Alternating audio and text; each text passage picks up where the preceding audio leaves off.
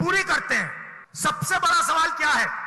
अगर हम ओबीसी की बात करते हैं, दलितों की बात करते हैं, हिंदुस्तान के लोगों की बात करते हैं, तो सबसे बड़ा सवाल क्या है? सबसे बड़ा सवाल यह है कि किसकी कितनी आबादी है। हम जानते हैं कि हिंदुस्तान की सरकार में सेक्रेटरीज अगर आप देखें तो दलित, आदिवासी और ओबीसी वर्ग से सिर्फ 7% आते हैं। मतलब हिंदुस्तान की सरकार की रीढ़ की हड्डी जो है secretaries of government of India, उसमें से सिर्फ 7% दलित, आदिवासी और ओबीसी वर्ग से आते हैं। तो सबसे बड़ा सवाल है हिंदुस्तान में ओबीसी कितने हैं, आदिवासी कितने हैं, दलित कितने हैं।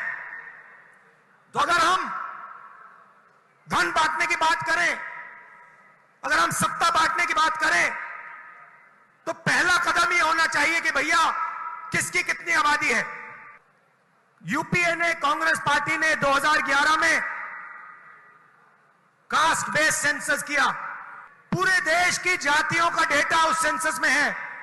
मोदी जी, आप ओबीसी की बात करते हैं, उस डेटा को आप पब्लिक कर दीजिए, पता लग जाए देश में कितने ओबीसी हैं, कितने दलित हैं, कितने आदिवासी हैं।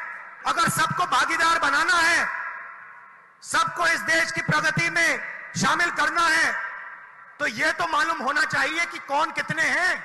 तो मोदी जी, कास्ट सेंसस का डेटा आप रिलीज कीजिए, देश की जनता को पता लग जाए देश में ओबीसी कितने हैं, दलित कितने हैं, आदिवासी कितने हैं।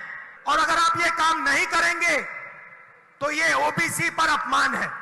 आपने ओबीसी की बात की, देश को दिखा दीजिए देश में कितने ओबीसी हैं, और फिर देश को समझाइए कि आपकी सरकार में सिर्फ 7% सेक्रेटरीज ओबीसी, दलित और आदिवासी में से क्यों आते हैं। दूसरी बात, जो एससी और एसटी का कोटा है उसको उनकी आबादी से प्रोपोर्शन कर दीजिए। और तीसरी बात, जो रिजर्वेशंस पे आपने 50% का कैप लगा रखा है उसको हटा दीजिए।